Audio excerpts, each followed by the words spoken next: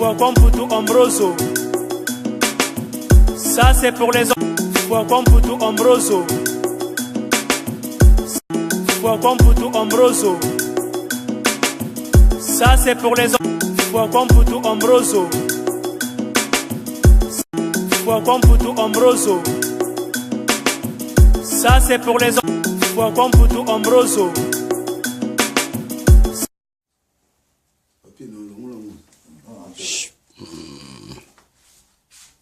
Écoutez.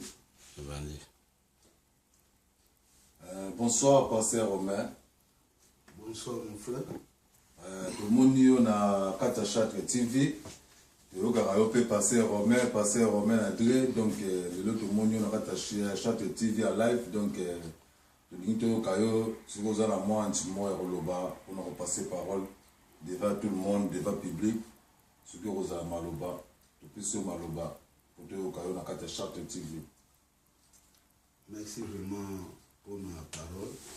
Premièrement, je remercie les bons dieux pour la salinga grâce et bino tous en abino na pokwa lelo na kati sika oyo. Vraiment, il a la mettre vraiment dans ma solo na biso début jusqu'à la fin. On a kokolo bayangwana.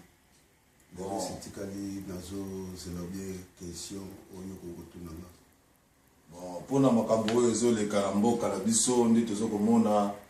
Est-ce que vous avez vous passez un message devant tout le monde, devant le public, ou Rolanda, Chatre TV, ce que vous avez passé pour Namboka Nayo, de tout le monde a kazi Mboka. Donc, tant que Moussa Nzambe, donc, vous avez moins de tant que Mboka Nayo, nous tambola. Donc, depuis ce moment, vous passer Romain. Merci vraiment pour la question nayo ko pesanga micro nayo. On a ko loba soki mboka na biso lelo za tozomona ngo ou bien eza livré mboka bapaya eza po basali na Nzambe o baza base ya territoire ya Congo ba lâcher Nzambe interdit koti o epekisami ezala na makambo Nzambe koti Nzambe alâché mboka na maboka bapaya soki totali pe na Bible na Ancien Testament tozomona Israël Nzambe alivre kango liboso ya mboka moko moke lokola Ai à cause interdit ekotaki lisumu ekotaki ata Israël ezalaki peuple de Dieu ezalaki peuple oyo bazalaki très fort malgré bazalaki peuple de Dieu ma cause ya lisumu Nzambe alivraki bango na mboka lokola Ai donc otalisa ke Nzambe awatikala Nzambe basali na Nzambe esengeli bazala na line na bango lelo basali na Nzambe batraire évangile Nzambe pe atraire mboka na biso Congo na maboka bapaya yango tozomona bitumba bato bazokufa po makambo nyonso wana esila eza bapoliticien te Nzambe akokolongola mayele na ye meme kati na bapoliticien po alivre mboka na kati na bapaya po mboka esumuki esengeli basali na Nzambe tozonga lisika na biso po politique etambolaka na basali na Nzambe soki baza na kati ya mboka ndenge Bible elobi na mokanda ya Mose chapitre 3 verset 1 jusqu'à 7 eloko monte bokoma na kati ya mboka asa Nzambe azanga korevele basali na ye nyonso tozoleka na kati ya mboka na biso toza revele te esengeli tozonga na makomi tosala mosala Nzambe ndenge Nzambe alingi totambusa yango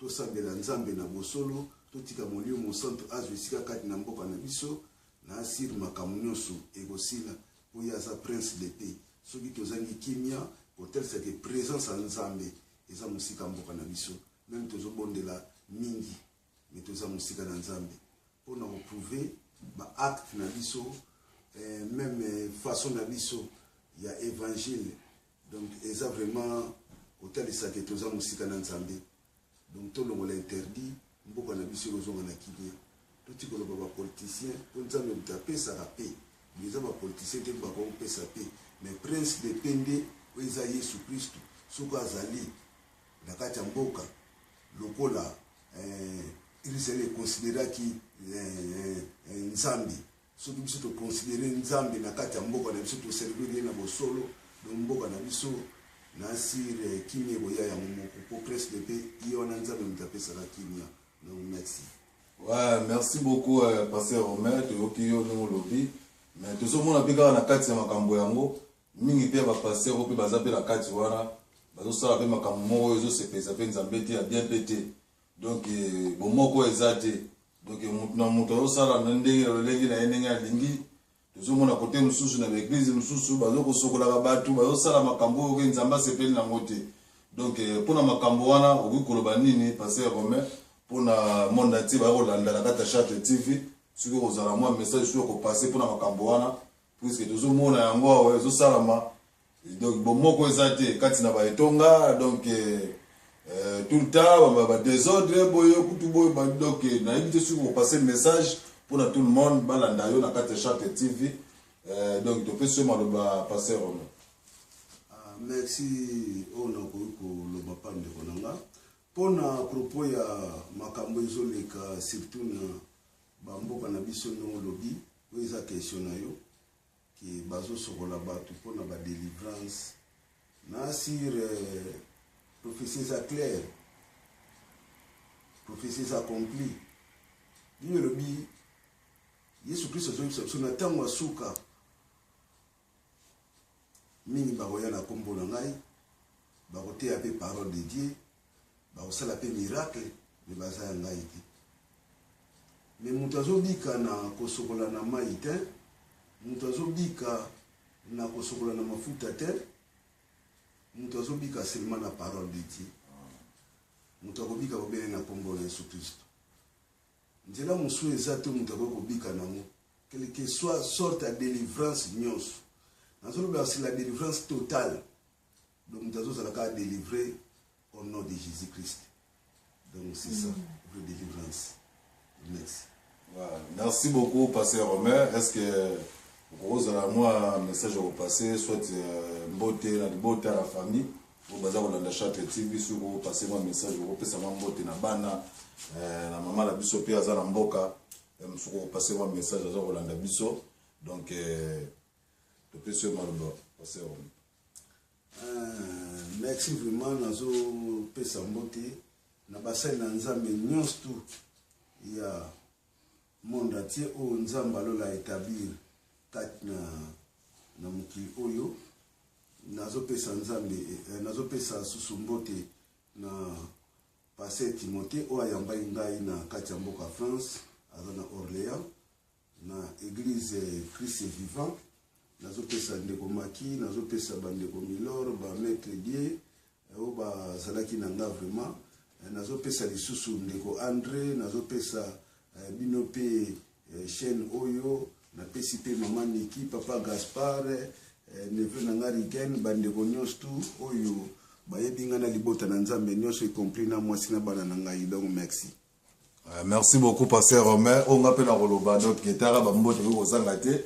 Donc bambote ezaki na pesi mbote na Ledu Mavinga aza na kati ya Orléans to bosante Chris Ngwizana aza wana Ozes Lukombo Guilhem Banza aza na kati ya Orléans donc Moïse yemo le grand prophète Moïse aza wana Bolami Mokonzi na bosante pakananga na Dourda pakananga Mansita André aza wana donc aza na kati ya Dourda akolanda kati ya Olanda Charte TV on a passé Romain, ndenge a passé message na monde entier, a passé message na eo azaki nango, a passé on a kata Charte TV donc tozak bosani payer mo le grand réalisateur azawana de Mikili o azo simba bilili donc azawana tout ce que la moi likambo bien numéro de fichier na sewana msusu moi likambo obengi biso wana ozabusa direct na kata Charte TV to yambayo.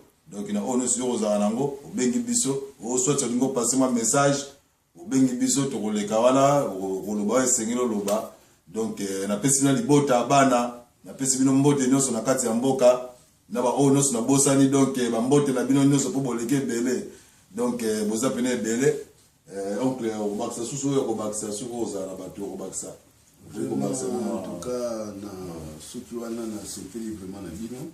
Nzamba sunga bino chaîne oyo ya bino bokende liboso nzambe oyo apambolaka apambola bino atondisa bino surtout sagesse eza part na ye particulier apesaka moto yango wana esunga bino botambola nango na mosala na bino ona kokoloba yango wana. Merci beaucoup, Pasteur Romain. Donc, à Otozali na kati ya Châtelet TV. Châtelet TV ko en direct. Donc, chéri Gen Makiese. Donc, monsieur de ça na kati ya chéri Gen Makiese. Fouacom Poutou Ambroso. Ça c'est pour les hommes. Fouacom Poutou Ambroso. Fouacom Poutou Ambroso. Ça c'est pour les hommes. Fouacom Poutou Ambroso. Fouacom Poutou Ambroso. Ça c'est pour les hommes. Fouacom Poutou Ambroso.